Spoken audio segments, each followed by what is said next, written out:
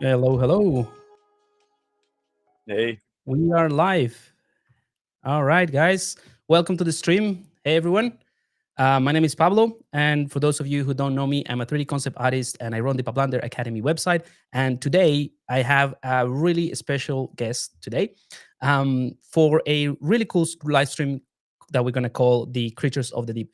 So we have Andy Taylor with us all the way from Canada. He's a fantastic artist. He's a 3D concept artist, and he's been, pumping out like really cool artwork lately.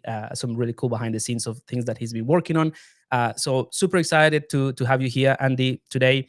And also the big reveal or like the big news that I have for you guys today is that Andy is also now part of our Blender Academy family and friends. So he is now a tutor, and he's been working on something that I don't know if I can say it just yet, Andy, but it's really really cool. We'll It's be gonna be we'll be introducing that pretty soon. But so welcome aboard, Andy, and thank you so much for doing this. This is gonna be super amazing stuff. So I want you guys to really pay attention to the cool tricks and the cool workflow that he has, because it is something that I'm kind of like jealous a little bit about, because it's something that is different in terms of how fast and how quick he can come up with really cool, clever designs for concept. Is something that I want to try to get better at. So I'm gonna also take some stuff away. So welcome aboard and welcome to the stream, guys. And thank you so much, Andy, for being here. Yeah, thank you so much, Pablo, for that intro. I'm very humbled to be joining the Blender Academy, and I'm a strong TEM, the extra miler. So uh, I love everything that I learned there. So I'm really pumped to be able to contribute, however I can going forward here. So um, yeah, Yeah. this workshop. If you want to, should I just get right into it here? Yeah, sure. I'll just let you know, guys, that I'm gonna be behind the scenes, but I'm gonna have to step out for just a bit. But I'll leave you in the capable hands of Andy to run this. He's gonna be really cool. And also, just a quick note, this stream is gonna be sick in at two levels. It's gonna be sick as in really really cool, but also I'm a little bit under the weather, and I think Andy is also a bit sick. Yeah, So yeah, that's why maybe the voices are a little bit like that. But that's okay. The show must go on, as they say. absolutely. Yeah, I All caught right. a bit of a flu this yesterday, so but yeah, I'm excited to do it. I just might be a little bit glonky today, so but yeah, we'll push through it. So yeah, That's all right. All right. So take it away, Andy. Thank you so much, guys. And as yeah, always, feel free to drop the comments or questions in the chat, and Andy will take care of that as well. absolutely. Oh, sorry. One Sounds more good. thing before I let you go. Because I forgot to mention, to follow Andy, just go is the art of a Taylor, right? We have Pardon me. we'll have Yeah, a like that's little right. QR code so that you can follow. Just because Andy posts like these little cool behind the scenes type of things, and then you go like, oh wow, I wonder how this is. And this is literally what this stream is all about, because he's gonna show like a little glimpse, and we're gonna pick his brain into how he does all this stuff. And for anything else that has to do with updates about what he's working, which is still like a bit of a secret, but it's coming very soon. We're gonna announce what the thing is, and you can follow the Pablander Academy as well in Instagram, and then we'll just share the any further details and updates. But that's it for me. Thank you so much, and now take it away. Awesome. Thank you so much, Pablo. I appreciate it. Um, so this live stream, want to keep it pretty casual. Like it was mentioned, I'm feeling a little under the weather. So really though, this the whole idea behind this is structured around the Creatures of the Deep challenge right now that's going on at Pathfinder Academy. There's about a week left, so if you're still interested, check it out. There's a lot of really cool rewards out there. The Magic Canvas, I think it's called. It's a very exciting, cool piece of technology. So I highly recommend checking that out if you haven't. I want to create something. I want to do a live stream. Sorry about just trying to, because there is only a week left. If you have, if you're a little bit worried about not being able to get something cool done in time, I'm hoping that by the end of this live stream, maybe you'll be encouraged to try and start something and complete that challenge. So, like I said, pretty casual. So if you have any questions, let me know. I do use a pretty custom Blender interface as well as ZBrush. So if you have any questions about what I'm doing, or if I miss an explanation on something, please feel free to hop in and ask a question, and I'll try and get to it. So yeah, with that, let's get started. I'm just going to share my screen here. Um, this was my take essentially on a Creatures of the Deep. I did a few iterations using this process, and well, like I said, this process is designed to be quite fast. Um, and pretty lightweight way to come up with creature designs, but you could use it for really anything. So I'm going to go through the process of explaining kind of how I got to this stage. You can see it's not a finished mesh by any means, but the idea is that at this point, I have a concept that I like. Actually, I when I first started doing the Creatures of the Deep challenge just for fun, I came up with this one using very similar methods, and I didn't quite like this one as much actually. So I kind of went back and just kind of did the process again. And as you'll see, it's a pretty quick process. So yeah, well, let me show you a few other things actually. Let me just quickly. Actually, we'll start with this. We'll start with this here. This I think makes sense. So I'll quickly give you a quick rundown as to how I got to the concept that I liked. Um, and really, it's quite simple.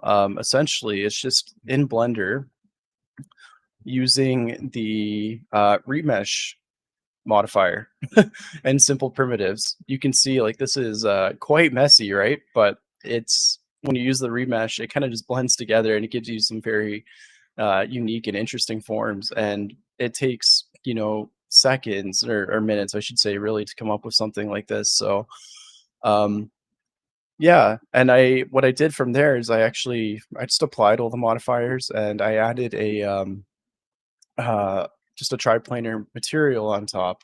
And you can see here, I just have this camera. Right now, I think it's just like a 4K by like 4096 by 4096 camera resolution. And I have it here as well. And you can see in the silhouette view, you can like play around with it and you know like tweak these silhouettes. So this is I've always struggled with drawing two-handed or sorry 2D silhouettes. It's always been a weakness of mine, and so I've been trying to focus on ways to come up with just to kind of just to capture that process in 3D. So and then from there, I just did a quick overpaint. Let me just hide some of these layers here. This one, yeah, so you can see here I have this is actually the texture that I used for triplanar. You can see it's not like an optimized texture whatsoever, but what it allowed me to do is bake out or sorry, to render out just some like color information that I can use to color pick and paint, right? And then I also added the matte cap here just to give me some like shading information. um yeah, and then I just did a quick shadow pass, right? Just where I thought maybe there'd be some shadows just to kind of help make the volume make a little bit more sense, because we're rendering from a 2D silhouette. So and then this is the fun part for me, is I just went through and added kind of like an accent, just areas of focus that I kind of want the the viewer to hone their eyes on or in. So and then just a quick little sketch over paint, nothing pretty. I'm not a strong 2D painter, right? I'm not a great painter, but for me, this kind of does the job with helping me know what I want to do, right? Where I want to take it further. And then the good news is that you already have a mesh like this to work off of, right? So if I wanted to proceed with this one here, I'm not sure if you can see my cursor, but if I want to proceed with this one here, then I could just go to this mesh, right, and bring this into ZBrush, and I can make adjustments from there. And because it's all using different primitives, you can actually export it with the primitives before they're remeshed, right, before they're combined. And that's going to allow you to, if we go back into ZBrush here, I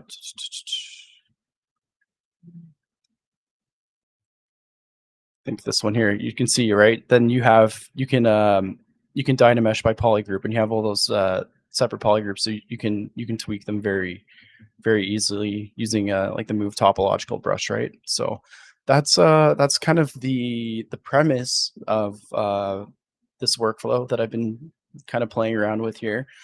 So yeah, if you guys have any questions, please let me know. I'll do my best to answer them, but I will I see a question popping up about the silhouette view, so I will go ahead and answer that. One sec. Sorry. Let's get back to proper camera. Okay. So yeah, for the silhouette view, really, um, I can kind of go into this a little bit later too, but essentially all you're doing here is you go to the viewport shading and you press flat. You hit the flat button there, and what that's going to do is that's going to basically give it a flat shading using your viewport display color, right? So if you want it to be black, you can switch it to black.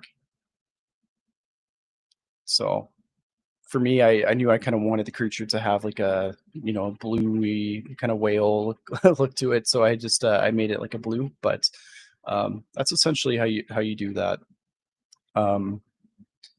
So yeah, I'll show you a few examples too as to how this can work for things other than creatures as well. So I put together this quick little environment scene. Let's see if I can, if it renders. Hopefully cycles wants to play nice, but yeah, okay, so it looks okay. So yeah, I essentially did the same thing using you know, primitives, right? I just really quickly did some block out meshes, assigned a triplanar material.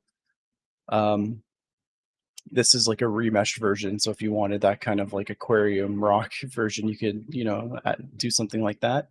And then from there, really, it was just playing around with like different modifiers, you know, with the mirror, right? So just mirroring it a few times. Same with this. It's just playing around with some more modifiers, mostly mirror. And then here, there's like a radial array. And so all of these meshes here were just generated from this really quick block in. And same with this. This is using the primitive workflow as well. And this is the initial remesh that I did. Sorry, with the remesh modifier. And then here was, I took it into ZBrush and just moved it out a little bit. And then added a procedural, or sorry, yeah, like a triplanar material. And then once I had a shape that I was happy with, which is this one, I basically just duplicated it, moved some primitives around, mirrored it, and came up with these shapes. So all this stuff started really from like this shape here. And so that's it's really it's really kind of like a sloppy, messy way to work, because really you're just taking these, and if you keep it as the same object, which is kind of, I think, the strength of it for iteration speed, you can just go like this, you know, select linked by pressing Control L. So if you select a face and hit Control L, then it's only going to select that that mesh, and then you can just duplicate it and then scale it kind of like where you want, you know, maybe bring it in, and then, right? And then once you go back into object mode, it's going to remesh, and you're going to have some pretty fun, interesting shapes, right?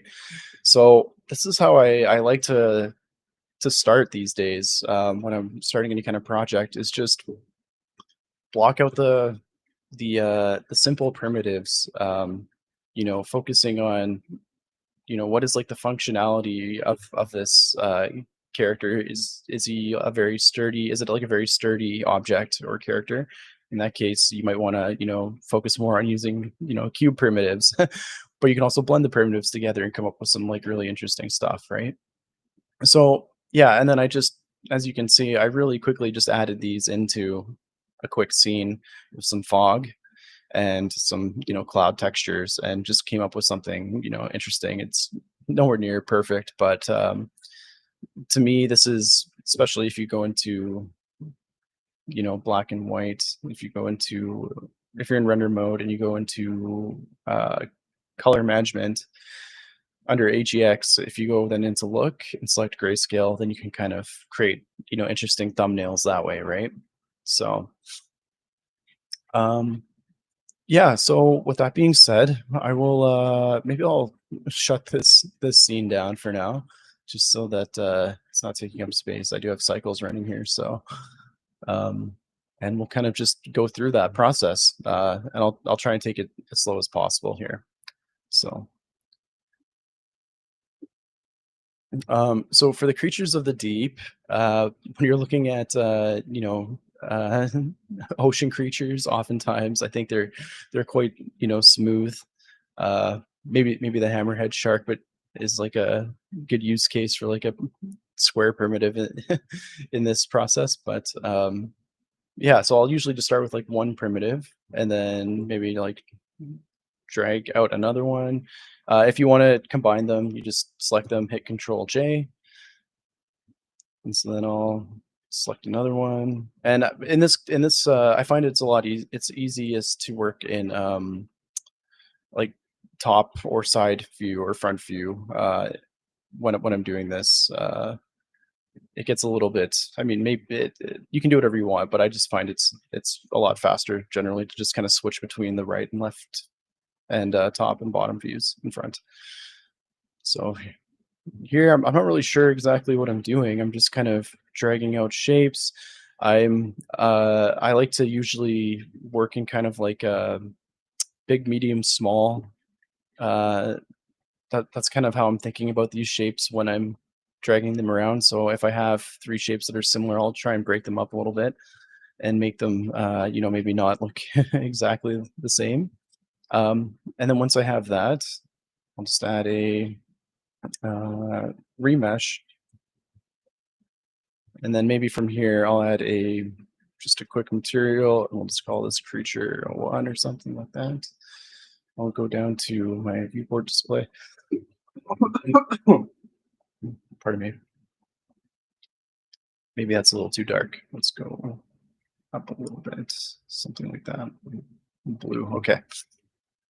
Yeah, okay. And then what we can do is I will add another, let's go with like a cylinder or something for the top view.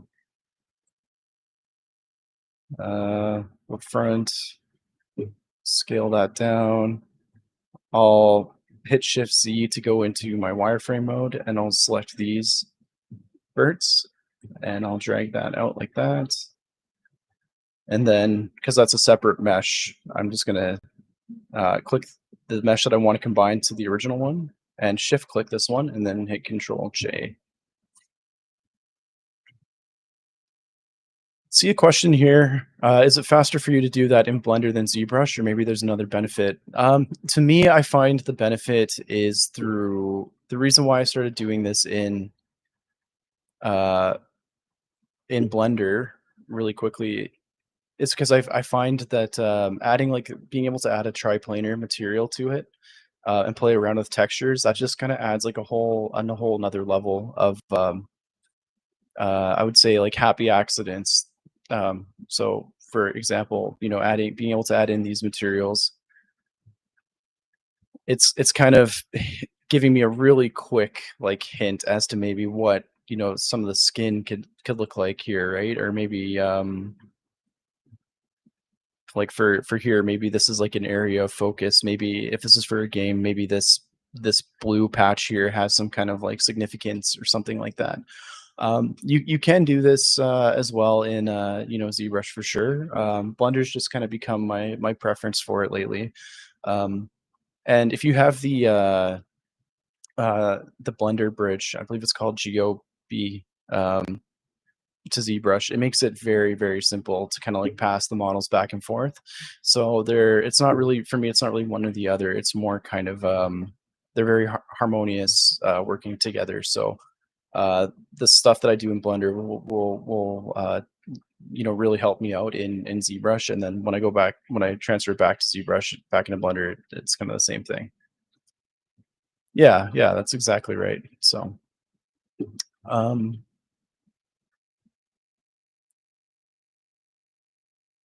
yeah, I've briefly experimented with curves in Blender. I haven't really taken the time to kind of go through this process with it yet, but I've seen good things. Geometry nodes too, especially. I think that's something that I want to incorporate more into my into this workflow, potentially adding some like geometry nodes to get even quicker like visualization and like happy accidents and random shapes and forms and stuff like that. So okay, so let's continue on here. Let's go to the left view and I'm gonna add another, actually let's do it here. I'm gonna control click this and I'm gonna scale this one up a little bit. We'll rotate this.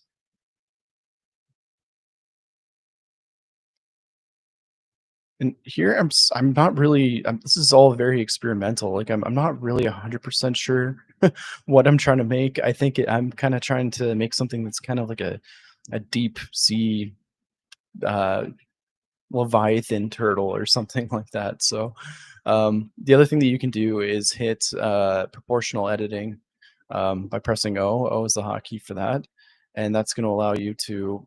Oops, let's go back. That's going to allow you to, if you use your mouse wheel to drag, it's going to allow you to kind of like push and pull shapes as well. And so here I just get I just get funky with it, to be honest with you. I'll just, you know, once I have kind of like a base form, I'll start pushing and pulling shapes, picking a vert, playing around with the proportional editing size, and then constantly just kind of going back into object mode as well.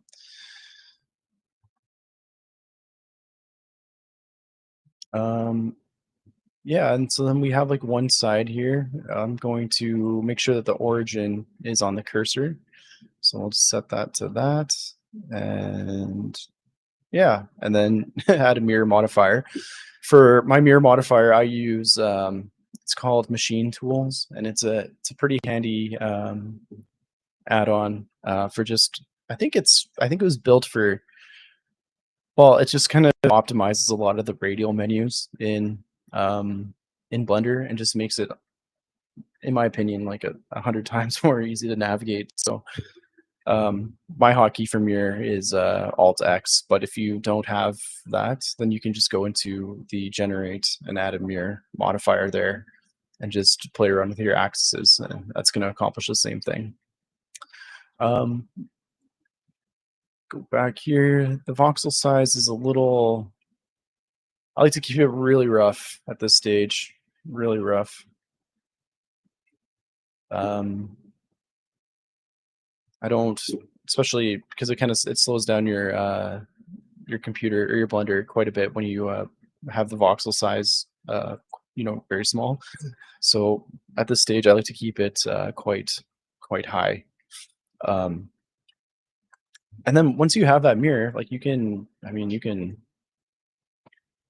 play around with whatever you want. Like check that out. It's kind of interesting. Go like that. I mean, that's so weird. I don't even know what that is, but I kind of like the shape. It's almost, to me, I find spaceships and pardon me, everything underneath, everything in the ocean so alien. It's kind of hard not to see spaceships when you're designing creatures, like deep sea creatures sometimes like that. So but you can see here, like this is really messy, right? Like geometry. But when you go into object mode, it kind of just sorts itself out. And now all of a sudden that could be some kind of, tooth or claw or something, right? You can play around with this as well, like the voxel size and the remesh modifier, and just get even more ideas, right? So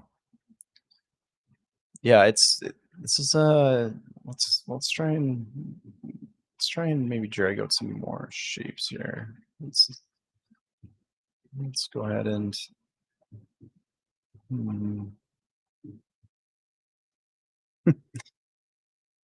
I think one of the benefits too, and you'll see this later on, of working this way, is when you're kind of iterating off this initial mesh, you're going to find that all of your iterations have a very similar visual language to them, in their shapes. Uh, and so sometimes, like when you're doing silhouettes, maybe that's not exactly what you want. You might want to break it up and try and find novelty. By creating things that are completely different than one another, right? And so in that case, I might just hide this one and start from scratch, right, and do a new one. But one of the I would say, like, one of the strengths of this process is if you wanted to create like a faction of something, right? If you want to build a world for uh if you want to create like different archetypes in the same world, or if you wanted to maybe create like uh things that feel like they fit together from like the same faction, then this can be very useful. Um, so yeah, I have this. I'm not really feeling this stuff, so let's just go ahead and delete that and see what that gives us. Hmm. Not really what I wanted. So let's go ahead and let's actually just go ahead and maybe move on, and maybe I'll stretch this guy out. So I'll pull it out. I can duplicate it, scale it down, combine these, and just mirror them, right? And play around with the voxel size a little bit more for this guy. And maybe we'll add another mirror. And like, look at that. Already you have some kind of cool fish, right? Like, I don't know what that is, but I kind of like it. So, um,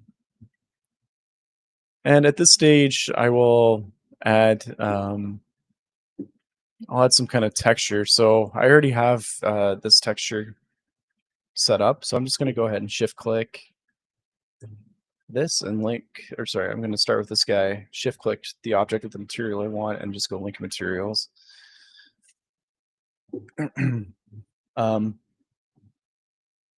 And because it's using a remesh still, you're going to have to apply that, I believe. Apply this, and we'll apply the mirror as well. So you can see here I have like baked, a baked folder from my previous concepts here. And that's just what this is, basically just applying all the modifiers and then just doing like a simple, usually I'll just do a cube projection or something like that. And you can also go ahead and play around with basically to set up this material. I should probably walk you guys through that, but essentially all you have to do is go into your shader panel, and in your principled BSDF, you just connect a texture with a mapping node and a texture coordinate node, sorry, and you just drag in the generated slot vector into the mapping vector. And to get the triplanar effect, you can select either box, sphere, or tube, and that's going to give you that look. And then from there, you can play around with the scale and the rotation of this texture. I'm not sure why it's not showing up here. Another thing that you can do is you can go just do a project from view and see what that gives you. Sometimes you get better results that way. I kind of like the gradient that's going on here.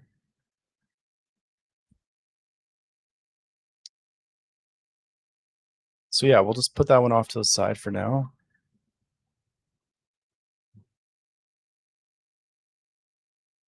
I'll hide these ones. And then one thing that I like to do too is create like a camera that's stationary and have it locked in on a second panel here, or viewport, sorry. And then, like I said, set it to flat shading. Let's go ahead and link that material because I kind of like this one better. And then you can kind of just start navigating around, right? Like orbiting them and scaling them, rotating them. You can even, at this point, you can duplicate them if you want. You can play around with the rotations. And this is going to be what you're going to export into like a Photoshop or a Krita to do some overpainting if you want to. It's for me, it's not really a mandatory step in the process for me going into Krita.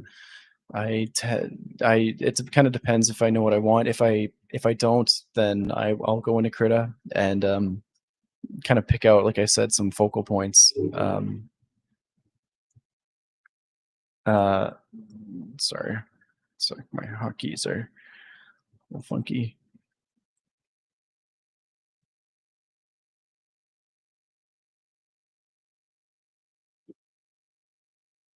Yeah, so like I said, not necessary all the time, but I think like, you know, as a 3D concept artist, sometimes you kind of get stuck not knowing exactly when to show your process, especially if you're working with clients, and having something like this, you know, depending on who you're working with, can you know, maybe help really quickly narrow down the idea to like what the client wants, right? So um I also think that it's beneficial to kind of show some of your design thinking as well. So this isn't something that I'd ever include you know, in probably like I would never put this on my portfolio as like a central piece or like a focus piece, but it might be a good like supplementary, you know, image to add to kind of, you know, show your design process potentially.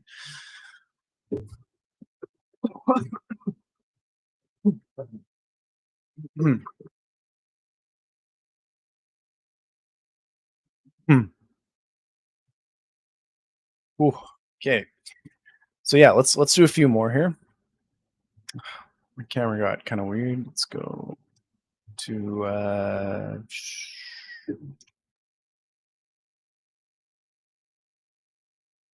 let's go ahead and draw out some more. Okay. So I like this guy. He's kind of like a cool, bulky jellyfish manta ray or something like that. So let's maybe play around with some more. Let's see what else we can come up with. Um,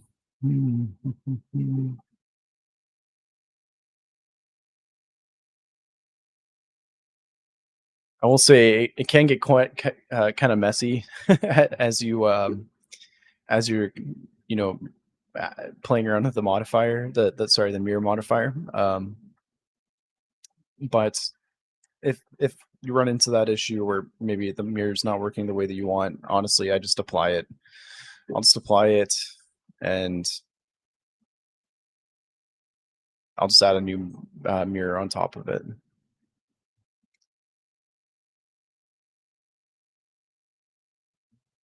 That's kind of cool. The important thing to think about with the mirror is the like the origin point, because that's where your mirror is gonna be based off of, right? So if you kind of get stuck with your uh,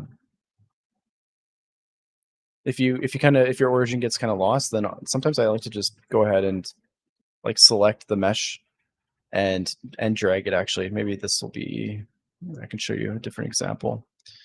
Um, yeah, guys, apologies if it's a little rough. I'm feeling pretty under the weather at the moment, but so thanks for your patience, guys. If I lose my train of thought, it's because I'm on like 3 Tylenols at the moment. So okay, go ahead and add a uh, hmm. Oh, that's because I turned that off. That's why. Sometimes I turn off like the real time viewport display on the modifier just to kind of see where things are going. But um, yeah, so with that turned on, that looks much better, much more what I wanted. Maybe we'll drag the voxel size a little bit more. That's kind of cool. So let's you kind of understand, I think, a bit about the process. Like it's very messy, very quick. So let's move into ZBrush actually, and I'll show you how I kind of take this into something that's maybe a little bit more refined. And so what I'm going to do is I have this mesh selected, and I'm just going to turn off the remesh.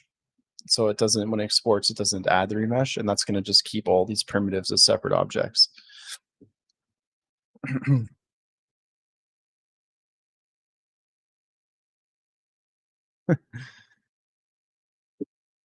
This one's quite messy, but let's see if we can make it work. Actually, you can see some of the faces got inverted, but no problem. We're just going to go ahead and hit under display properties the double-sided, and let's press auto groups by topology, and you'll find that under polygroups, auto groups there. And then let's just see what we come up with here. Dynamesh, I'm going to turn on groups. If you're unfamiliar with Dynamesh, Dynamesh is in here. So all the settings that I use are in here. And then I'm just going to play around with the Dynamesh and maybe smooth it out a bit.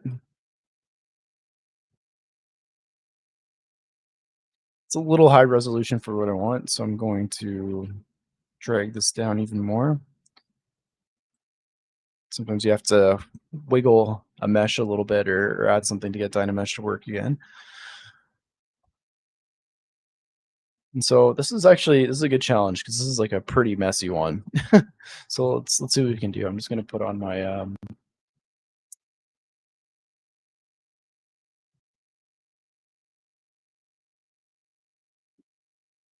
sorry guys, I think my OBS accidentally moved my, there we go.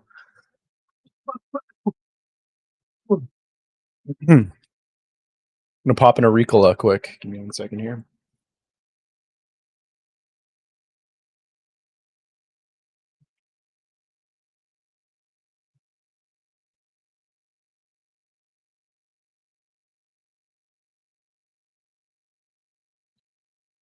Okay. All right. So we have everything split into different polygroups. And so now I'm just going to use my move topological brush, and that's just going to move objects based on their polygroup, and it's going to ignore the other ones. Oh, of course, this is because in Blender it was not on the origin. It's not on the origin in Blender, or in ZBrush. So let's push it back. There we go.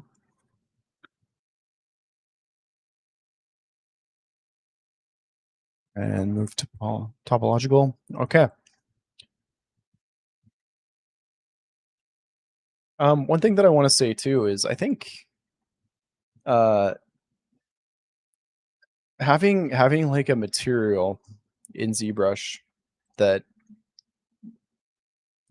you love can really help, I think, with aiding your, I guess, flow state in this like iterative process.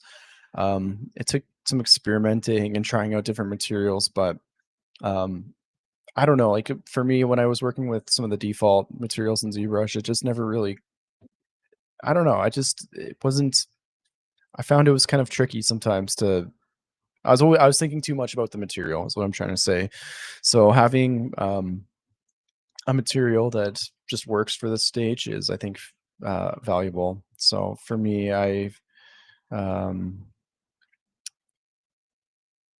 some of the materials that I use, I think you can get some from like Bruno Camara. He has some of his. I believe I'm using one of his for this stage, and it's just like it got a nice like subtle specular value to it that just really helps me in this stage. So anyway, so okay, moving on. So this is interesting. This could be, do I have AccuCurve turned on? What's going on here?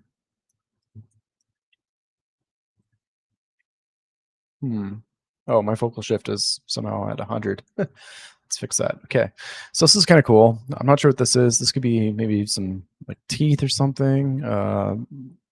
This stage as well, you can turn symmetry on and off. You're working with one subdivision level, so you can just very quickly mirror and weld to recapture your symmetry. And I might take the inflate brush and maybe bring that out a bit. This is kind of maybe more so what I'm thinking. I'll use the dam standard and the geo brush. If you guys saw that workshop, his Creatures of the Deep workshop, it was very helpful. But his brush is incredible. This brush that Paulo made, it's on, I believe, his website, so you can pick that up as well. But it's just for me like a better dam standard, I guess. And so from here, I'm just gonna very quickly like start to think about how some of these forms maybe are blending in together. It doesn't have to be perfect or at all. Obviously, we're working with something that has kind of crazy anatomy to it. You know, we didn't think about the skeletal structure whatsoever. We're kind of just trying to find something that's, you know, an interesting shape, and that's kind of that's how I tend to like to work. Is I like to find something that has, you know, really exciting, really cool form, and then start to break down its functionality. Um, and functionality doesn't necessarily need to just mean like skeletal structure, or you know how things like work together. It can also mean what is like the function of this character. Is this character supposed to be intimidating? Like the function can be its I would say like its emotional resonance to the audience, right? So if you have something that's, you know, that, I guess that's kind of more what I like to think about sometimes when it comes to the functionality, is the like what is the, how does the audience perceive this um this character. um so yeah,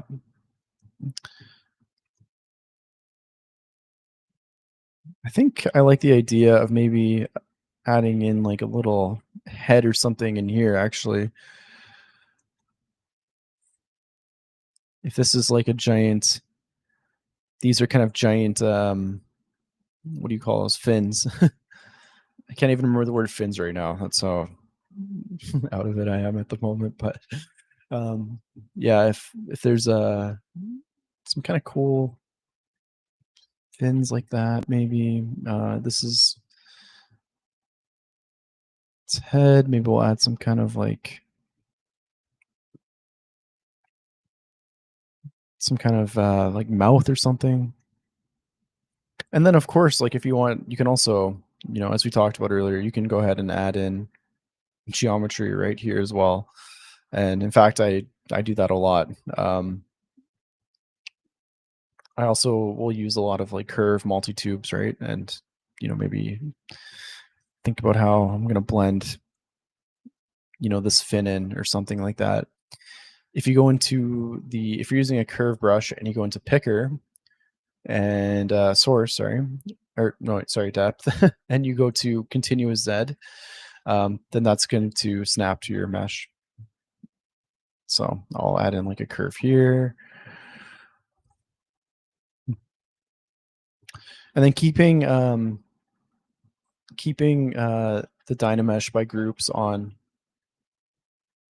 is great, because then you don't have to worry too much about your mesh getting too like solid. You it just offers a lot of flexibility for continuing on with the iteration process.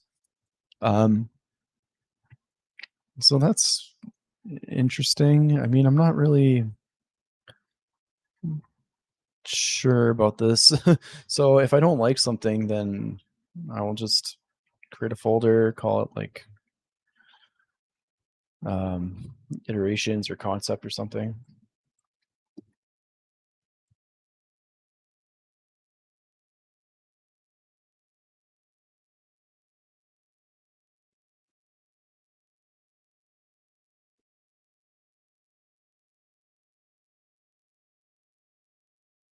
Hmm.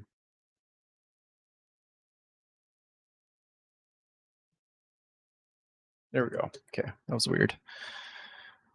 Okay, concept, and I'll just name this like iteration 1. And then I'll just duplicate it. And I'll hide that one, the first one. And then I'll just keep continuing on. At this stage, I might want to I mean, if I'm trying to refine a concept, then I'm probably not going to do massive changes, but I might do tweaks like this, or I might let's make sure we're all completely masked off here. Invert that mask and like drag that out, Dynamesh. And maybe do something kind of like that.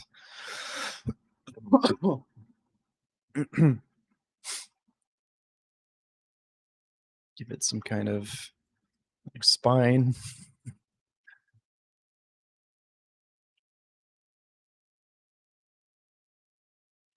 And if you have, any artifacts from the Dynamesh, you can just go ahead and, delete those and close holes or delete them. Yeah, close holes and then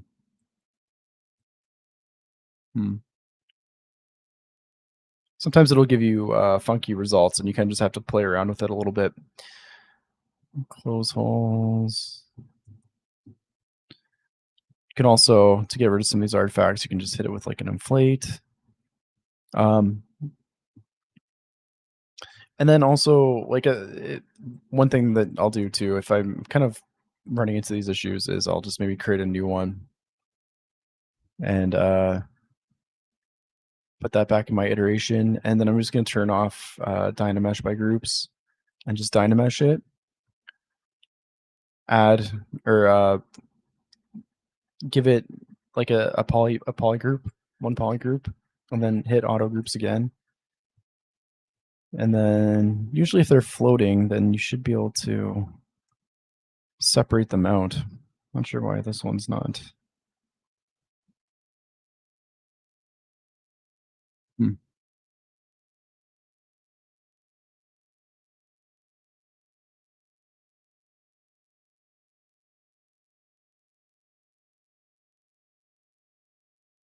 But yeah, like something like that is I'd say probably close to clean enough. And then I'll go in with a clay brush and I'll just start kind of building out forms like this. Just very quickly doing some kind of like cross hatching strokes just to build up the volume. I'll go in with like a dam standard or a geo brush, mask it out, pull it down a bit just to kind of create some overlap. You can see this is very, very low poly. So that's probably something you want to do a little bit later so it keeps the shape. But for here, we can like separate this out, close holes, Dynamesh again. And let's focus on the head here for a bit.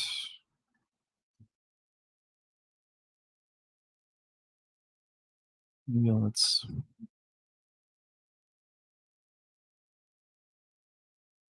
mask by lasso.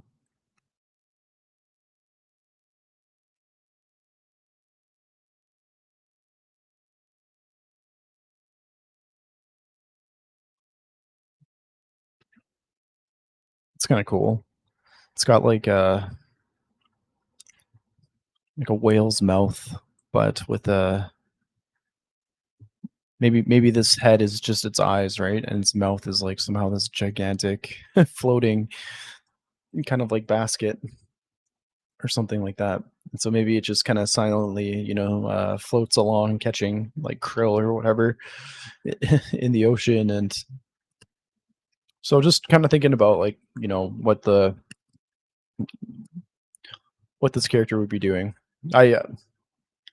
I went to school for game design, and so I tend to think about everything through games from like a game designer's perspective. And so I'm kind of thinking about like the mechanics of this character, what it would look like if it was, on screen in a game.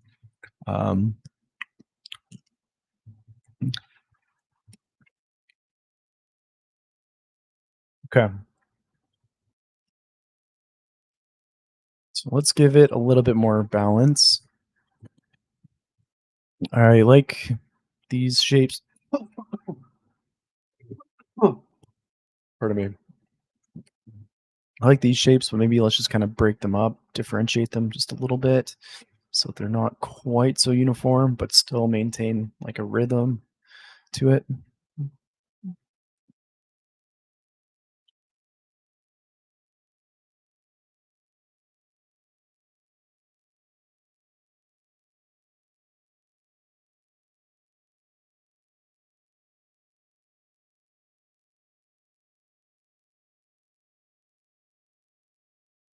And we'll kind of start connecting these shapes here too. It's kind of tails.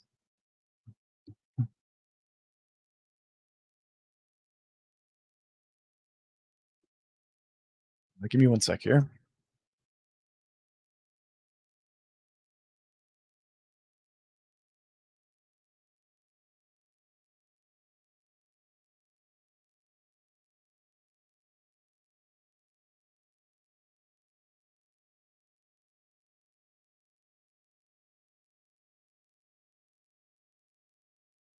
Bringing these out. Let's make these really thin. And we'll actually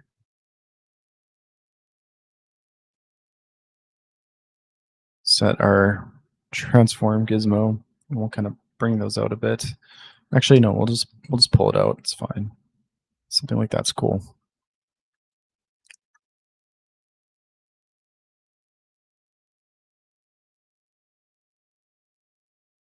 And so now we're almost at the stage where I'd feel comfortable starting to add some slight, not details, but like starting to build in like the secondary forms.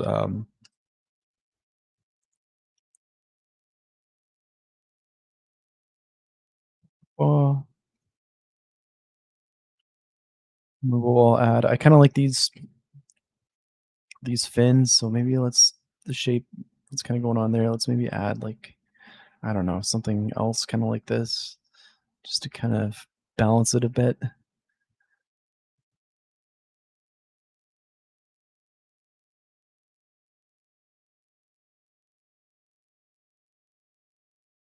Okay.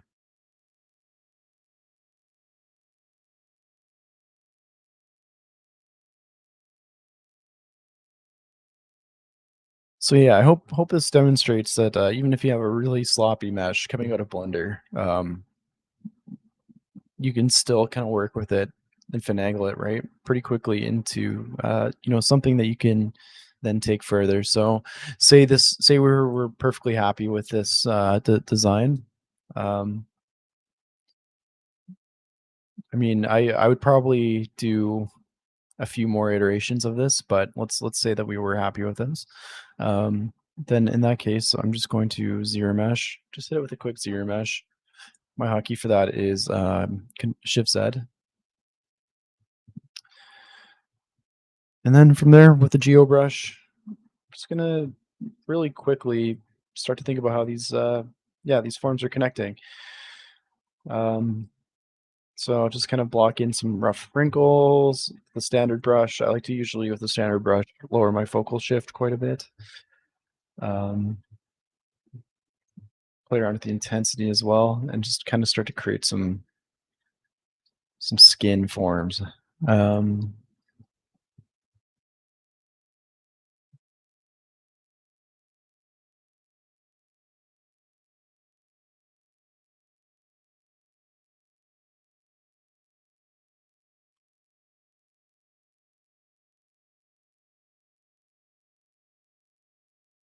AccuCurve as well. Turning on AccuCurve is huge for this.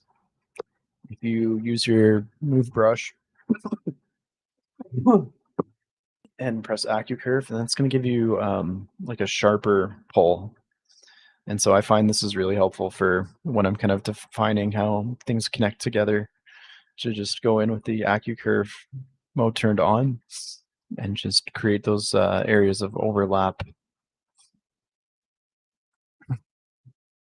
Sometimes you make an accidental stroke like that, and maybe you kind of like what's happening actually there.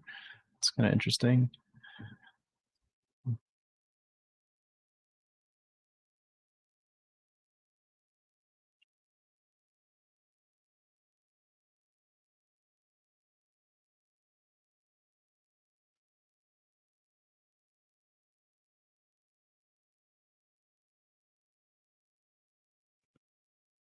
Start to kind of figure out the mouth a little bit more. Let's maybe make it go really deep.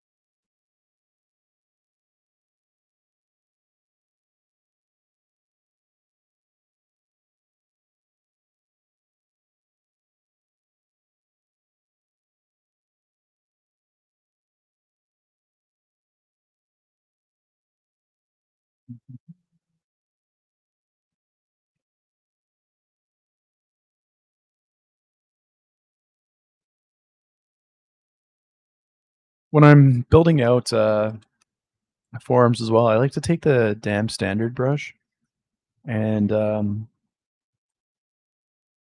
of start to just create that like planar shift in the anatomy and then blend it together. I like to kind of define what it's going to look like first with the damn standard and then go back with like the clay or the clay buildup or whatever tool. And then, yeah, try and make it work from there.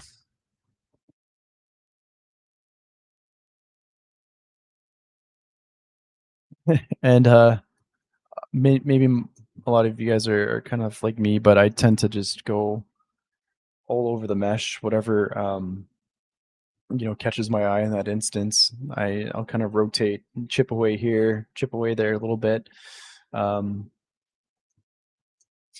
trying to maintain like the same level of detail though throughout. Like I don't want to get super detailed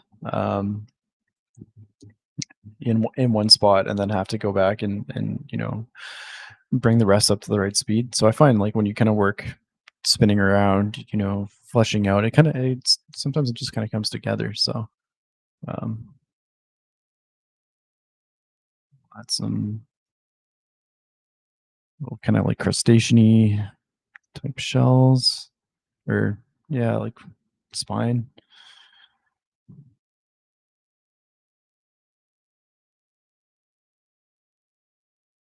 Build out the body a little bit more.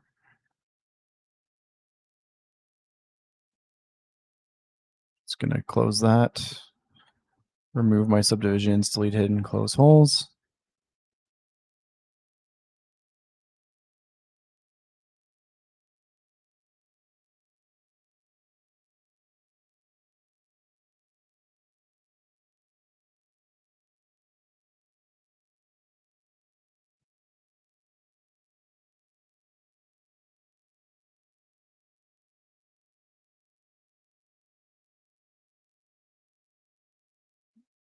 Yeah, hopefully you guys can kind of see I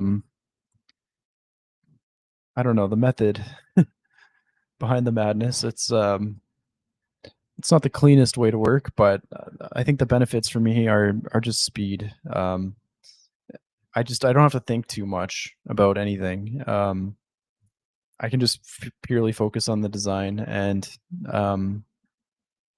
yeah, with Blender, I just find that setting it up that way just allows me to come up with some like cool happy accidents. So um, I don't know if I like that actually. Let's go a little bit. Let's maybe give him some eyes. I like to do eyes by just I like to fake eyes a lot by just taking the clay brush, kind of building up a little bit of a mass, and then the damn standard, and just hold Alt, just create some like eyelids, that kind of thing.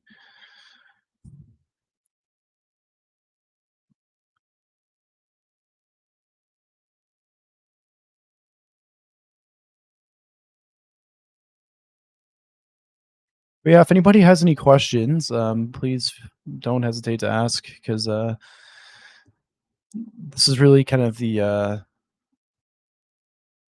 what I want to show you. I can continue going on with this process until I get it to a stage, like this, right? Or where's this other one here? or like this, right? This guy took me using this process about, I think it was about an hour of detailing just to get it to this, right? And then at that point, you can render this out. You can overpaint it. You can bring it into, Marmoset even, and just use the polypaint information. And pretty quickly within, I think overall, like for this iteration, Blender and ZBrush, it took me about 2 hours of work, maybe 2.5 hours of work. Um, to kind of get from initial Blender primitive block into something like this, right? So obviously you can see like at the back here, there's still a lot of work to do. If I wanted to make this like a high fidelity character sculpt or creature sculpt, pardon me, uh, but for concepting and for like character prototyping, um, this is I generally enough, at least in my experience. I can show this to my boss or a stakeholder and be like, this is the idea that I have for this creature of the deep character. How are you feeling about it? Is there anything that you want me to tweak? And if they don't like it, then you have a bunch of silhouettes that you can pull from that you can show them as well. um, or you know you didn't spend a lot of time working on it, so it's not a huge waste of mental energy or hours, right, built. So um yeah, so when I'm designing characters, that's why I like to work that way. I just find it very efficient.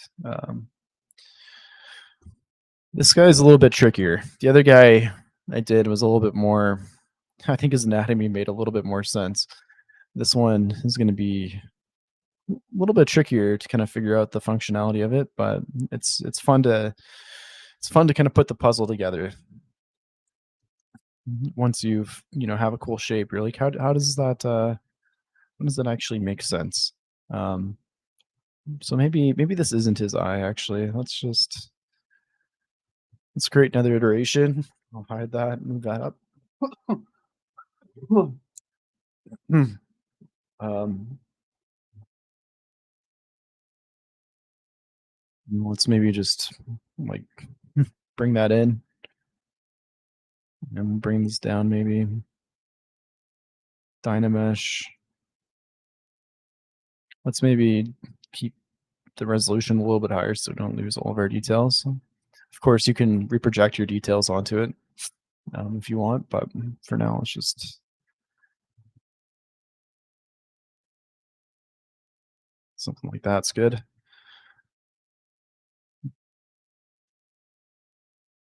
And yeah, a lot of if you saw the last workshop that I gave on this channel, one of the things I talked about is how I like to work with pretty extreme brushes.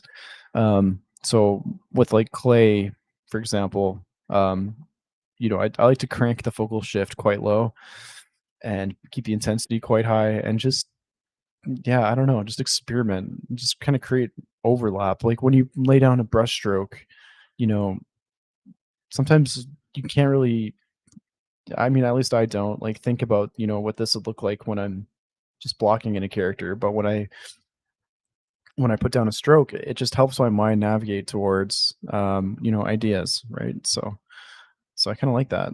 Um, so I'm a big fan of overlapping brush strokes in ZBrush. I think it just allows you to come up with cool ideas really quick.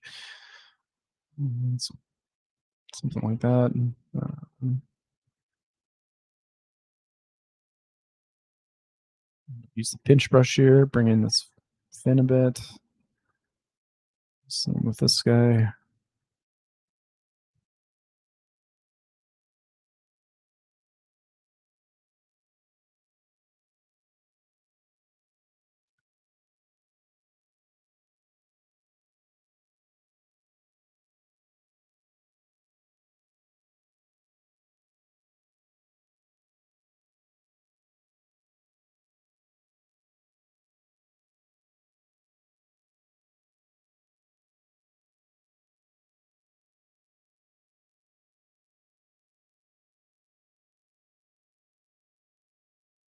It's kind of cool.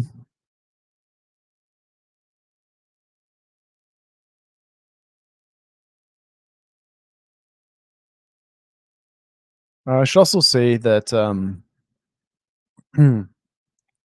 my hotkeys and my UI for ZBrush, as well as a couple of the brushes that I made, I have available as well for free.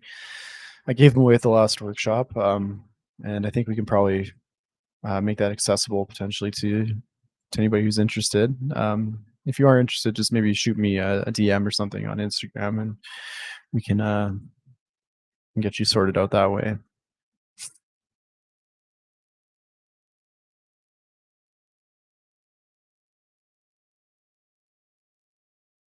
And of course, like you,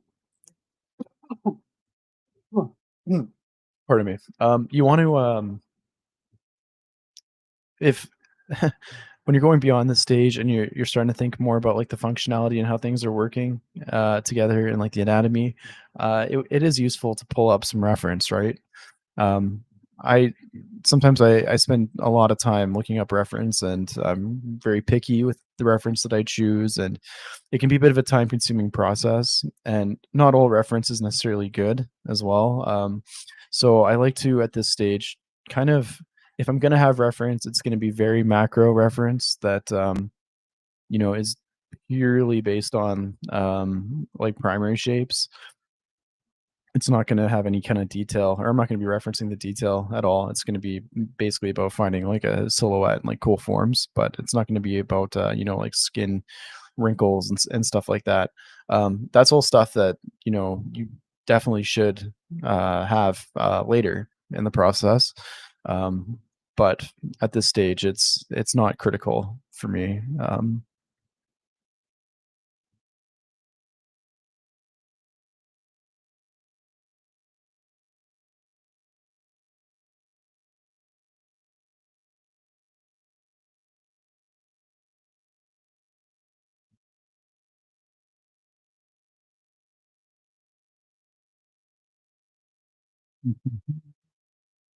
Ba, ba, ba.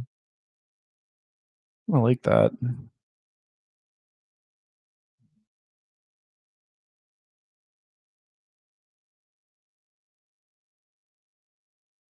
You curve, move brush.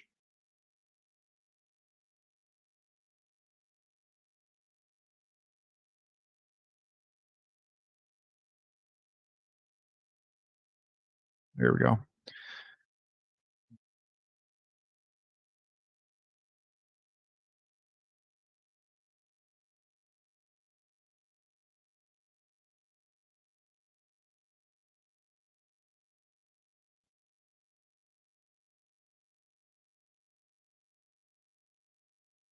Uh, yeah, just experimenting, just having fun with it, not really stressing out too much about the details. Um, it's turned out okay, actually. If we go back, we can, cycle through our iterations, so we can see this is kind of like what we started with, right?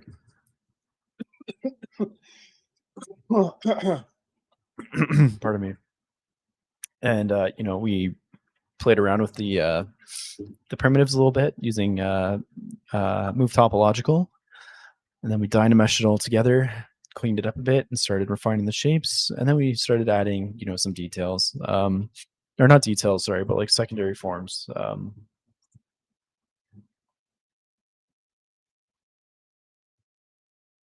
Like this guy, his throat could be even longer. Uh, yeah, it's kind of cool.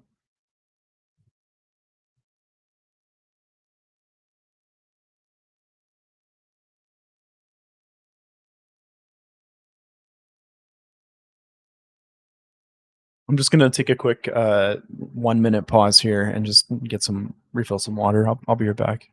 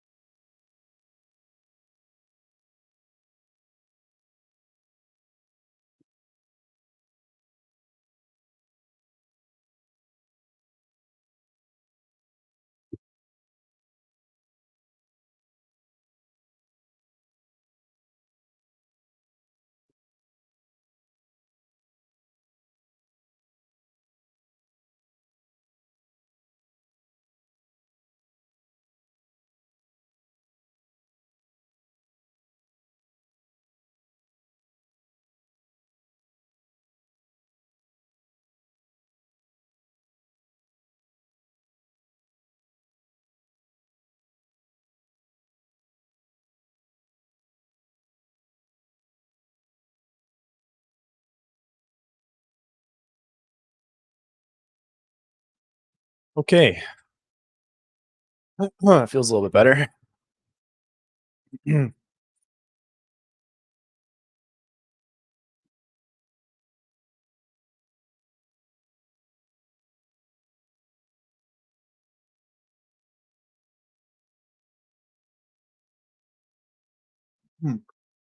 Okay. So yeah, let's continue on this guy just a little bit longer. Um, please, if anybody has any questions, happy to ask or happy to answer. It's mostly at this stage just kind of yeah, blocking in or defining, I should say, the secondary shapes, which is honestly my favorite part of the process. And so I can, you know, drone on doing this for a long time. Um, but I guess get some buckles. Oh, Buckley's. Yeah, I should. Yeah, honestly, I should. I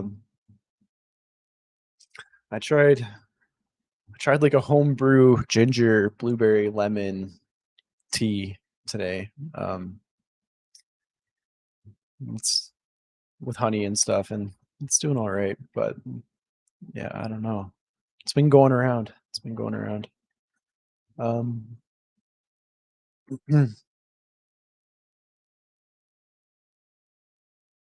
I have vivid like traumatic memories from Buckley's as a kid.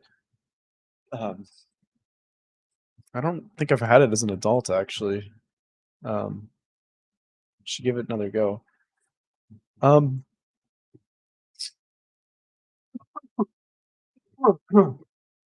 hmm, I'm trying to imagine how this guy would float through water because he's got this big mouth. His fins are quite small. I'm not sure like how stable he'd be. Like maybe he's kind of acrobatic.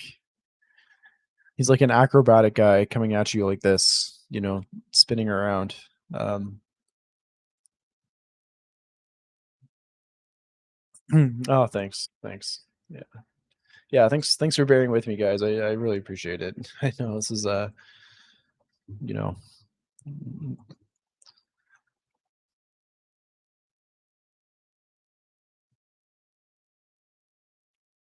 I guess one thing too that we should talk about is at this stage, I like to slap on some poly paint. So I'll pick a color. I'll go to my paintbrush and make sure RGB is enabled. RGB intensity at 100. And then there's a few ways that I approach poly paint. For characters that are organic, well, yeah, like have blood, I guess I should say. Sometimes I'll start like red just to kind of, I don't know, imply that there's blood underneath, and then from there I'll it's kind of this is a process that usually I'll do once I've established the skeletal structure, because usually areas where bones are protruding are a little bit more yellow, right? Um, and kind of like those recessed, and there's also parts of the you know, body that are a little bit more blue in tone. So sometimes like when I have that kind of established um, on the character design, then I'll go through and I'll start red, and I'll add like a yellow pass, you know, something like maybe uh if this is bone here, maybe we'll just like add a little bit of yellow.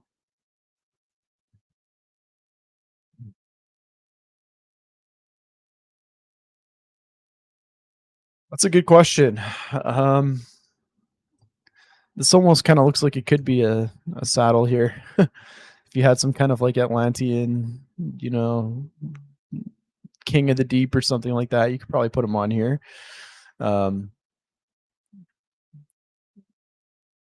I one thing too is in Blender, if we go back to Blender, I I did something blasphemous, and I replaced the default cube with like a base mesh from 3D Scan Store.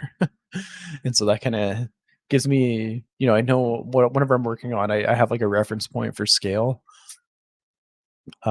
but also just most of the time I'm doing character work, so it just is like a base mesh that allows me to really quickly, without thinking about it, just have like I don't have to go to my file browser and load in a base mesh or anything like that. I just have something there.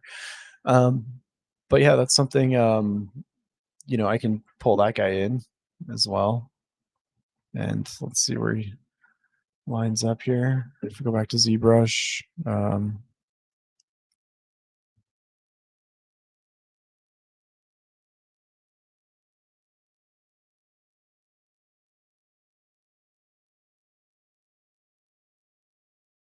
you could totally, if you want to, like design,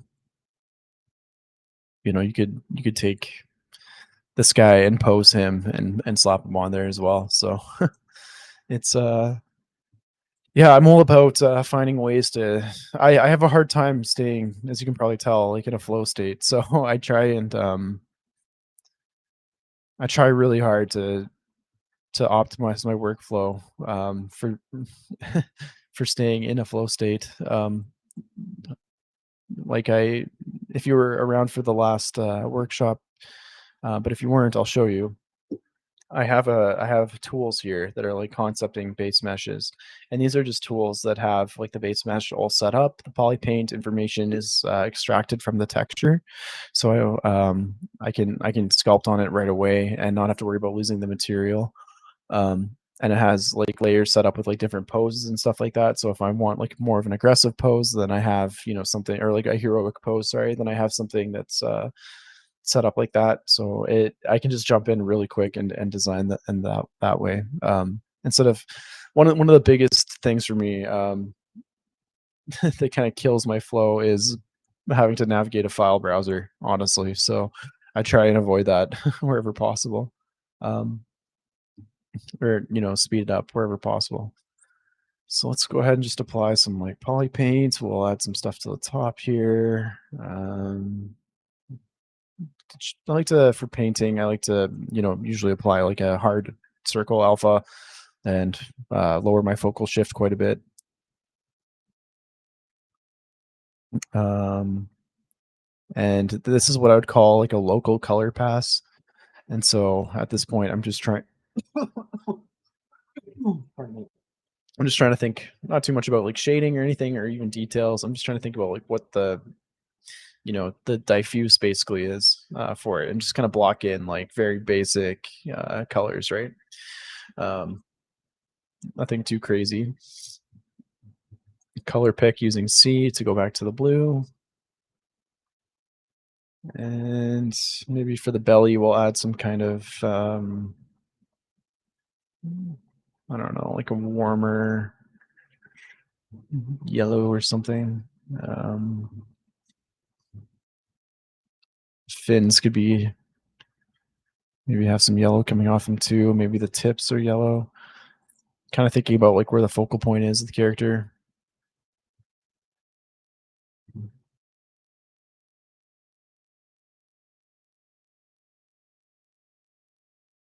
And then once I have something like this with like local color kind of blocked in, actually let's really quickly add some like red really quick just to the back. Kind of blend that in a little bit more. Again, making sure you're covering all parts of the model. Um,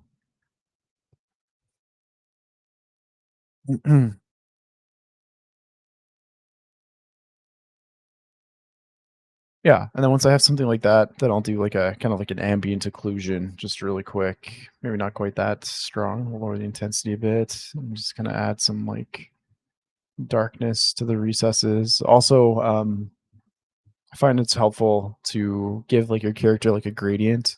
Um, so maybe from the back, I'll just make him a little bit, just a tinge darker in value compared to the front, just to kind of help emphasize the front, which is where I'd want people mostly viewing this character from.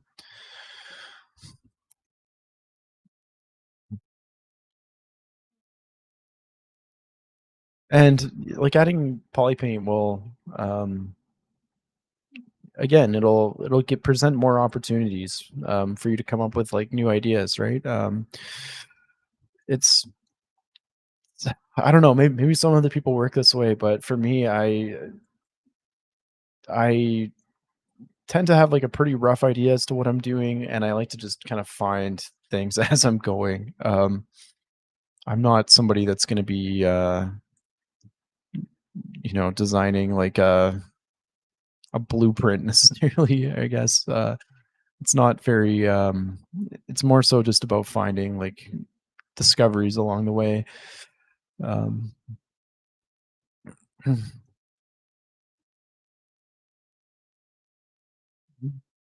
and this part's fun too because when you're adding in secondary forms, you can just let's go like that.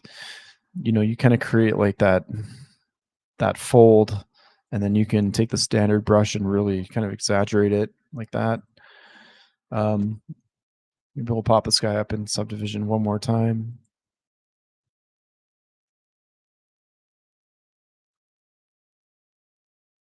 Also, that last stream Geo Nakpil did of his weird alien sea creature was really cool. He added layers for different parts of the creature to animate part of it. It was awesome. I think Pablo might have even been in that one. Yeah, yeah, I saw that one. I was there for that one. Yeah, it was really cool stuff. That's something that I haven't really dabbled with too much. Actually, part of this what I'm working on for Pathfinder Academy is I'm gonna try and incorporate a little bit of that into it, but also I'm gonna be talking maybe a little bit. We'll see about the scope of it, but I want to kind of get into adding quick rigs to characters for posing. So that's something that I kind of want to maybe to go into as well for that. But yeah, that layer for for sorry, using the layers for animations is amazing. Um, it's something that I'll definitely do for some characters. I tend not to go like what he did was he would use the layers, and then he would also like refine like the tension points and like the wrinkles and stuff like that to really like that's what he does really well, sell that like animation. I generally won't take it that far for like a prototype or concept stage. I just will, maybe do something like this, like maybe show, get export a version of your model that maybe has, uh, oh, like what a closed mouth would look like or something like that. I think that's kind of maybe one of the weaknesses of working this way is you when you're working with a very structured like anatomy from the very beginning, it's a lot easier obviously to kind of to create those transitions where or those animations where with like motion, because for this guy I wasn't necessarily thinking about his mouth opening and closing from the beginning, so I haven't really made the mesh to be able to do that. It's something that would take it would take some time to kind of like sort out and figure out as well. But um yeah, so question, do you ever just grab a bunch of random references or concept art? Yeah, totally. One thing I'll share this really quick here. This is something that I talked about in the last workshop too, but this is a software called Eagle, and at this point, I'm probably an Eagle evangelist. I love it so much. Um, but it's really an incredible software for. Um, let's let me show you. It's power basically. If you're ever browsing like ArtStation or something like that, oops, ArtStation. If you're using like Chrome or Firefox or anything like that, Eagle allows you to, for example, if I like this image, I can just go right click it and press Z, and that's going to save it to Eagle. And this is a very portable library. So this just saves to, I have it saved to like this Eagle library file here. It's saved to like my cloud storage. And so it's accessible on any computer basically. And it just has everything here. And you can sort by color. You can create tags and stuff like that. Honestly, I'm not the best at organizing this. Probably should go through at some point. If you're gonna use this, organize it from the beginning because it becomes a little daunting having to sort through like thousands of images. Um, but yeah, you can even, to your point, you can even select like a random this random section here, right? And then if you have like, you know, if you really want to, like I have a bear here and I have, maybe this like outfit or something like that. Maybe we could find some way to blend the two. I think that would be it's like a good way to find novelty, right? So, um, pardon me. Um, but for my day job, I work as a character artist, and so I'm doing like I do get to sculpt a lot, but I'm also doing a lot of technical stuff, like optimization and retopo work. And so for me, when I'm doing like concept design, for personal work, this is definitely how I like to work. Is just very loose, very um, kind of like let the ideas come to me um, method, right? Um, and of course, like with practice, like you start to understand design principles and like the fundamentals of design, and those start to become like kind of intuitive to you. Um, it's you're always learning, but um, for me, I think like at this point, I have a pretty decent understanding as of like rhythm, um, and finding like rhythm within a concept and like weight and balance and scale and stuff like that, right? So it's not like fully mindless. Like you are thinking, and you should be asking yourself why you're adding things, but especially in a professional setting. But for just pure concepting, this is or pure personal work. This is typically how I kind of like to explore shapes. Um, and then, if I spent like another few hours on this, maybe on a day where I'm not sick, um, you could, really quickly just export this and like UV it with like automatic UVs or something like that in Rism and or Blender and come up with and like texture it right and just kind of give it that like extra little push for a concept. So for professional concept work, this is close to a stage where I'd be comfortable like presenting it to somebody. Depending on the relationship with your team, and how they receive concept art. Sometimes with people, you have to make it like very clear as to what you're trying to sell. Um,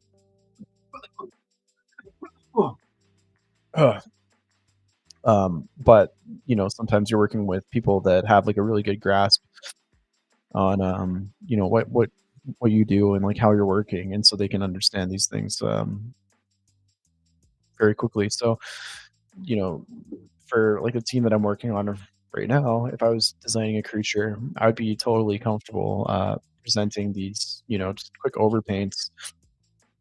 And really, I spent like maybe 20 minutes on just these overpaints, bringing them to from like this to what you saw, just really loose. Like it's not.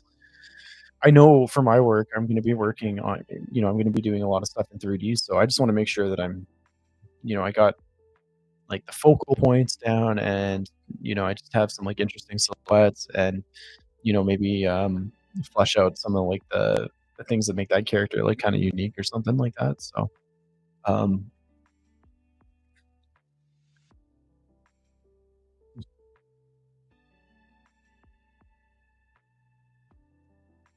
but uh to that point, for some clients, I would probably want to take this to like a slight texture stage or to a texturing stage and render it up really nice in like a marmoset or a blender, right? So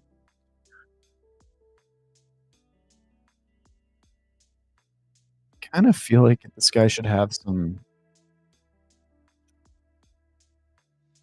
like you call it. I want to say whiskers, but I don't know what they're actually called. Those whales have. Let's let's let's experiment with it.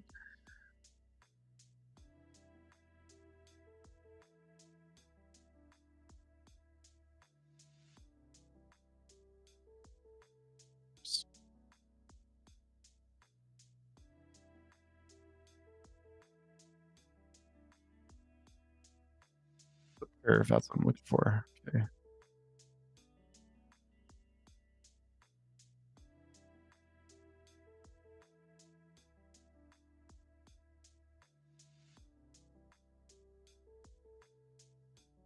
See, even those artifacts are kind of interesting to me. I'm not stressing out at all about this. Um, this isn't 3D things. You can always clean them up, right? Later, you don't really need to spend any time at all, like stressing out um, about maybe like a sloppy mesh, especially for concept. Oh, hey Ariana. Yeah, if you have any questions, please let me know. I'm feeling a little under the weather, so if I'm going a little too fast or missing things, please let me know, and I'd be happy to answer any questions that you might have. It is true though, yeah, you never stop learning. ZBrush is there's just so many layers and layers to it that you can constantly be discovering new things. And this whole industry as a whole, like, feels like there's a new software package coming out every year that I kind of have to familiarize myself with.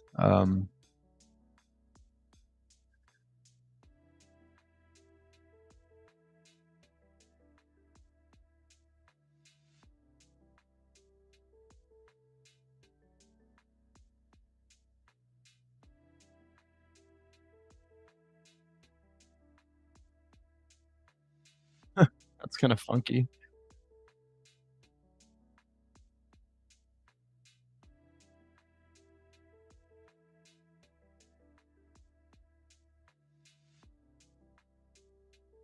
How long have you been going for here? I'm going for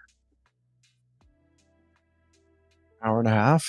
Okay, I think I'll probably just keep noodling around with this for the next 20 or so minutes, and then take a very long nap. I think it's kind of my plan. So, if anybody has any questions, please let me know. Um, Ariana, I should say too that I'm using a custom UI, and so that might be throwing you off a little bit. Um, but I do have a UI. You can grab this UI if you're interested at all. It's free. I would just highly recommend to like making ZBrush your own. One of the reasons why I love the software so much is because it's so customizable, like with the hotkeys and the palettes and yeah, even like macros and stuff like that. There's so much you can do to it. So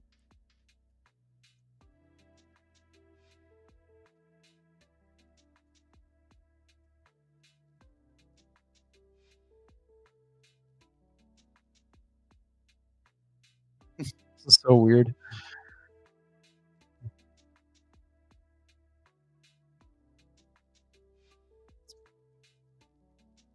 At this stage too, I don't usually like to add like details with an alpha yet, but sometimes using an alpha with like a low intensity um, can help just kind of create some like surface noise that can be helpful.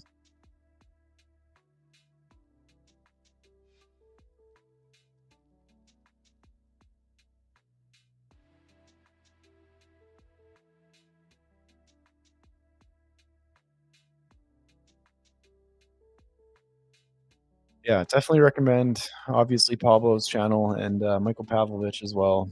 Um, they are legends for getting people started up in ZBrush quick.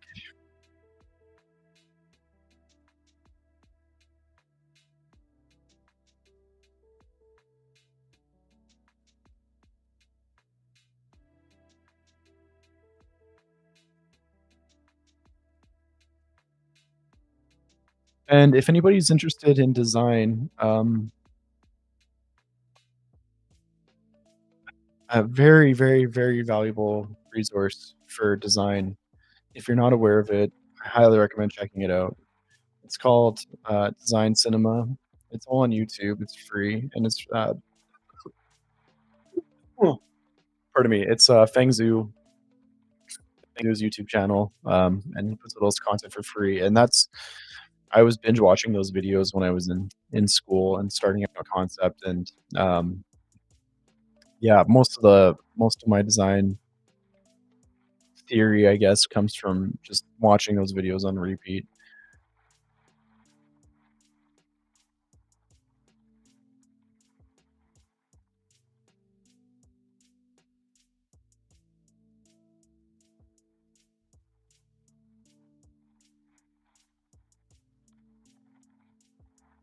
You will definitely get there. You'll definitely get there. Um, it's challenging. Like it takes a lot of practice, but it's nothing. You know,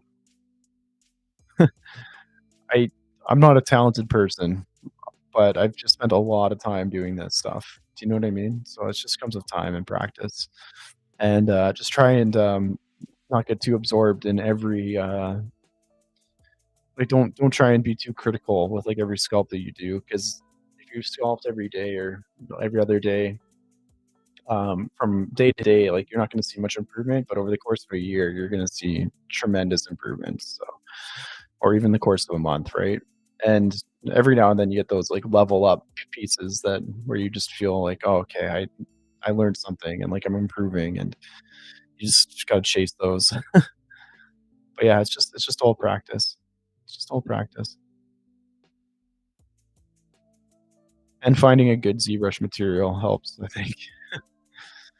I I spent way too long working with the red wax matte cap.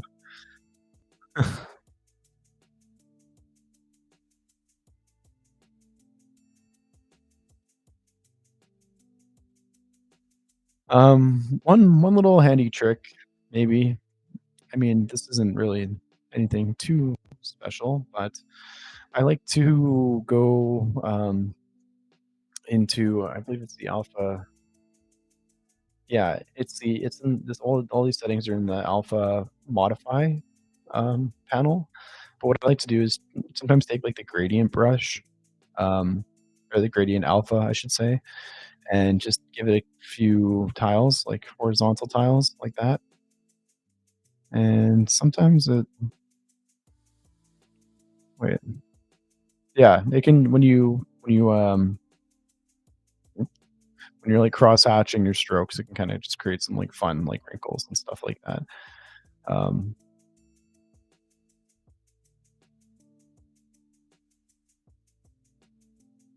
and then if you use like smooth valleys or smooth peaks,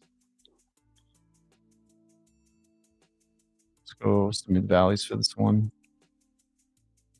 Then that can just give you some, interesting skin texture.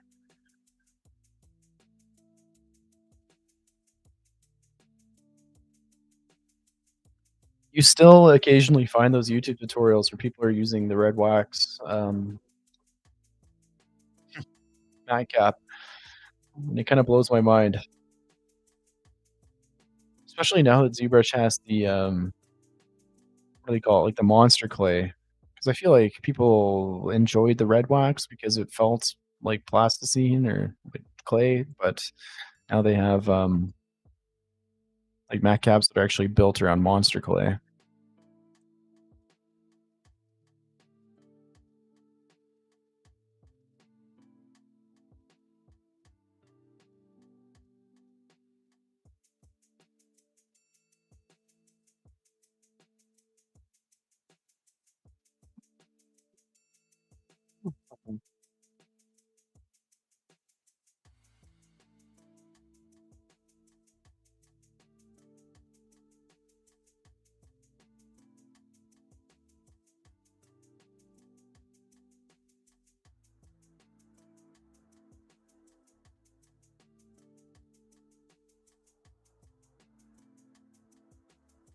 Still feel like I haven't really resolved the face. Um, but I think it's in the spot where it's okay. I think probably my favorite design gimmick is to just add in a um, s-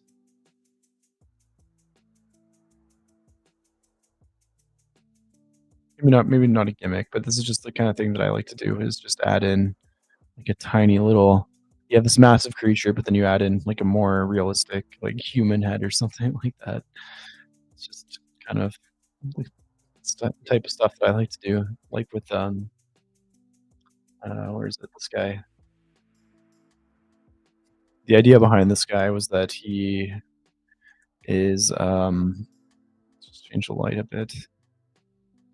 He is kind of like this slow, cumbersome fish that's like kind of eating me a little bit. Like if this guy is my representation of me and the things that I like to do, this guy is, on my back, like kind of like I don't know, just carrying me through slowly the ocean.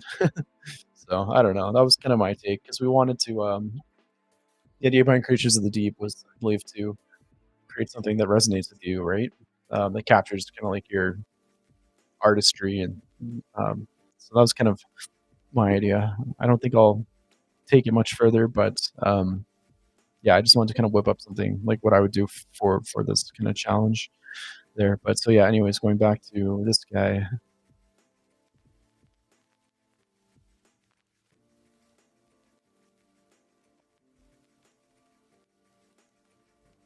Totally, yeah, I could definitely see that.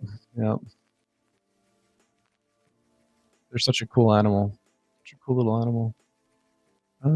Actually, you know what? Let's just not do that. We'll just sculpt it on because I don't need it to be super detailed. So I'm just gonna kind of block out like a massive head, pull out a chin. Uh, curve is off. Okay. I have so many hotkeys and I work pretty fast, so sometimes I'll like turn on a hotkey that'll kind of ruin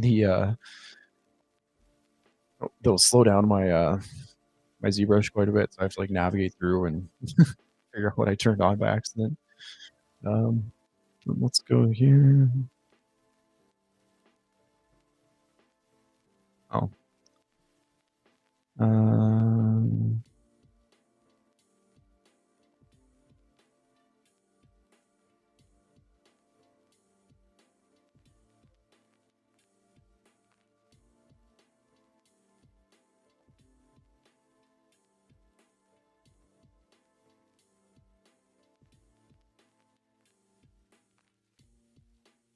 I'm doing eyes. I like to start with these eye sockets, and then I'll build it up using the clay brush.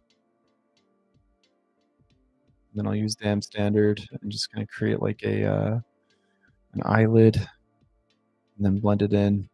And keeping this quite rough, but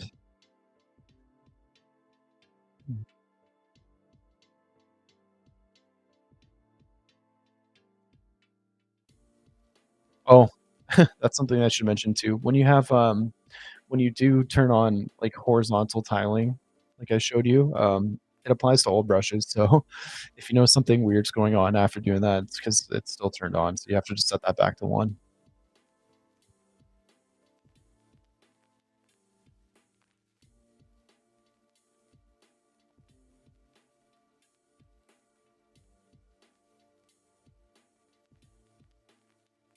Exactly. Googly eyes. Googly eyes.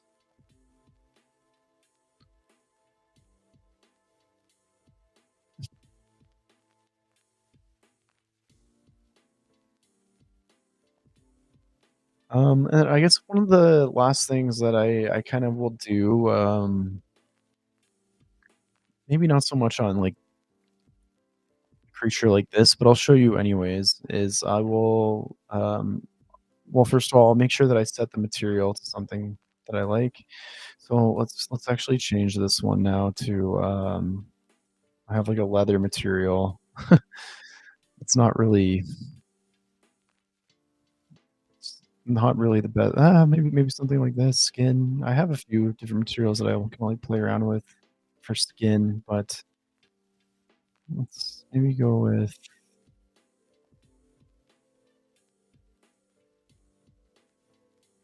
let's just use this one. Hmm. Okay, so okay, go back. Oh, autosave, perfect time.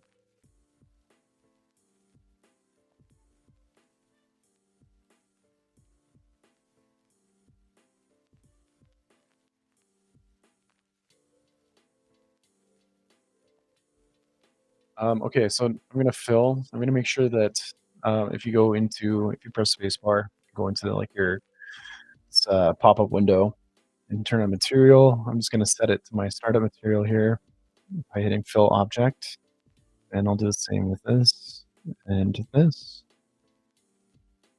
And this doesn't have color information anymore, so I'll just add in quick poly paint, fill that. And so what I like to do is kind of like an extra layer on character designs, especially if I feel like I'm not going to be taking it too much further than this stage for in terms of presentation purposes. Is I'll use my layer brush and I will turn on RGB intensity and crank that to 100, and then I'll actually turn on mRGB, and then I'm gonna play around with like some kind of maybe metal. So I have like a metal here that I like, and then I'm just gonna go and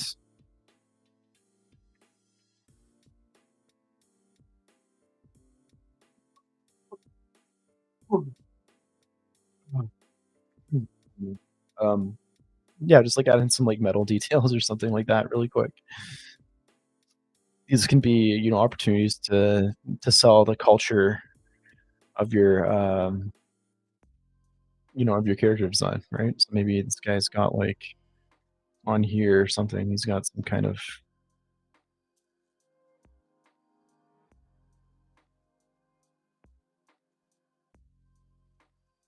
runes, or maybe he's got like a gold mask or something.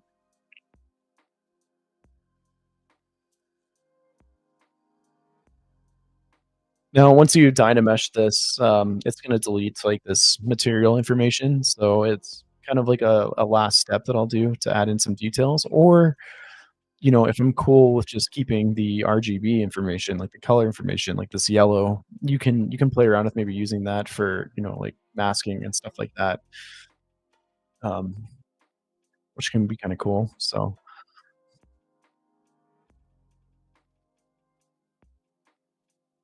yeah, usually go ahead and like add something like this. It's kind of giving me like Warhammer 40K Thousand Suns, like Egyptian creature. I don't know. But yeah, he's got some like cool gold. Maybe he's got some grills or something. Maybe his teeth are gold actually. That could be kind of cool. Or teeth, his whiskers.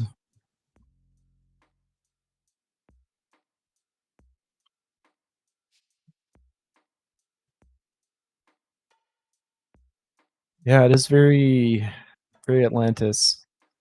I think I'm due for a rewatch of that movie. Um, I'm ready to watch that movie again.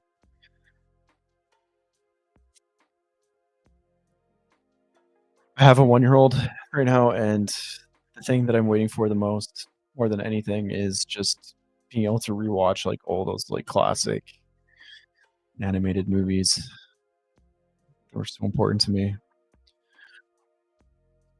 So maybe he's got, like, metal teeth. That's kinda cool. Normally, what I would have done, is for something like this, if I'm gonna make, like, a drastic change, then I'd duplicate it and just create, like, another mesh, another iteration. And obviously, you can see like these meshes are pretty low in their poly count. So, your your file doesn't get too heavy that way. You can kind of keep like a bunch of these meshes in this scene, like these iterations, and not have to worry too much about it getting becoming an unusable file, right?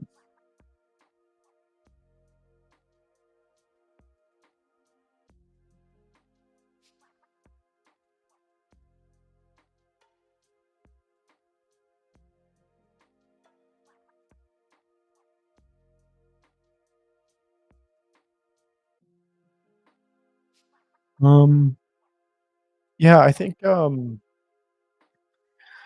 that's probably as far as I'll take it. I think I need to. I think that's pretty much what I want to accomplish. I guess I'll go down a quick rundown, just like a recap of kind of the process again, just for anybody who came maybe a little bit late too. Huh. Just grab some water.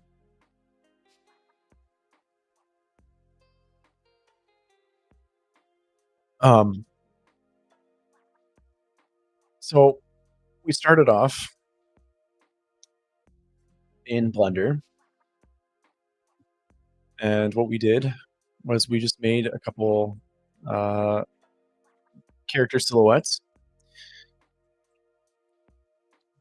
Let me just shift my camera back to where it was. Turn that off. So yeah, on the right hand viewport here, you can see we just kind of made some silhouettes that we played around with. Ultimately, we kind of decided that we liked this one at the top here, but this is something that I mean, I might make like 20 of these, 30 of these, if I'm not happy with it. And of course, like combining them as well. Like you can see if you just like bring this guy here, right down here, now all of a sudden you have something completely different, and playing around a lot with like scale and stuff like that.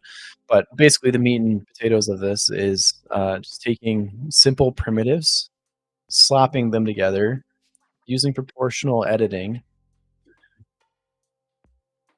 to drag out and refine like the shape. Let me just turn that off to refine the shape further, and then using a remesh and a mirror modifier um, to kind of give you like an idea as to like what your shape looks like. um, And yeah, this is something that's applicable to, you can use this for architecture. You can use this for creatures. I think it's really nice for props. I love using this for props. You can use it for pretty much anything if you want. Of course, you can do it in ZBrush too, but the benefit that I like for ZBrush, and some of this is like preference for sure, but I like the ability to be able to, add in like triplanar materials and play around with materials um, as well, just to kind of give you like an extra bit of chaoticness and your chaos and randomness, to be able to, start to think about, maybe what some of these shapes might be and stuff like that. I also really like I love the way that the remesher kind of just has these shapes in it. I don't know. I find I don't get quite the same result with ZBrush sometimes. I just find there's being able to play around. I guess what I'm trying to say is like the voxel size. If we go back here to this, the voxels, the voxel remesh is almost kind of like a live Dynamesh almost in a way. So I can kind of like play around with it, and parts will kind of become separated and will connect. And like right here, you can see just by playing with the slider a bit, like we have a few different, shapes, right? So, um, and so then from there, what we did was we just took um, this mesh, making sure that remesh was not visible, as to preserve like the volumes, and then we brought that into ZBrush using a GOB Blender Bridge, and then let me just change my material quick. And then from there, we had like this form, right? When we had to do a little bit of cleaning up on it, because obviously these meshes do come in quite messy. But once we cleaned it up, we ended up with something, something like this. Cleaned it up a little bit further, ended up with something like that, and then started adding in like some just light secondary forms. and polypaint information to come up with something like this, right? And this whole process took I've been streaming for about 2 hours and probably working on this guy for about an hour and a half, I think. So, um, I encourage you to, if this workflow is something that you find interesting, just try experimenting with it one time and see if you like it. Again, you can do the same thing and sorry. My hotkeys are kind of on the fritz today. Okay, thank you so much. I'll just quickly run through that again really quick. So when we brought it to Blender or out of Blender, we came out with something like this, right? And then through the process of um, dynameshing it, we cleaned it up, um, maintaining the poly group that we had, so we can push and pull these meshes and like separate them and such, right? Um, and then clean it up, and then ended up with something like this, right? Just by applying some secondary forms, right? So I hope this is helpful or useful. I hope you guys can find this useful. I'm going to be working on something cool with Pablo Under Academy right now. That's going to be kind of taking some of these steps, but you know, refining them and going a little bit deeper into some of the process, and showing how you can come up with something like very presentable and cool for like your boss or stakeholders or clients and whatnot, or just for yourself. So um, yeah, so that's pretty much it, and I wish you guys the best of luck on this challenge. If you I hope it encouraged you. I want to do this. I want to share this technique because there's only a week left to go in the Creatures of the Deep challenge, and so if you haven't started yet, there's still time. You can still come up with something really cool. Um, so if you haven't done that yet, go to pablender.academy, and all the details are there. Some cool prizes to win. So yeah, thanks a lot, guys, for tuning in, and yeah, thanks a lot for your patience, and hopefully next time I won't be dying of a fever. So yeah, thanks again, guys. Appreciate it. I'll catch you guys all later. Oh, and I should say too, really quick, feel free if you guys have any questions after this, don't hesitate to reach out to me on Instagram. I love to give feedback and to to share techniques and just to talk like CG stuff. So if you guys if you have if you're there on Instagram or any social media really that you can find me, feel free to reach out and connect. And yeah, good luck, Ariana. It's ZBrush is a beast, but you got this. I believe in you. So you're gonna uh it's not gonna be long before you're sculpting things better than emojis and cooler than emojis and stuff like that. So you got this. Um okay. I'll talk to y'all later. See ya.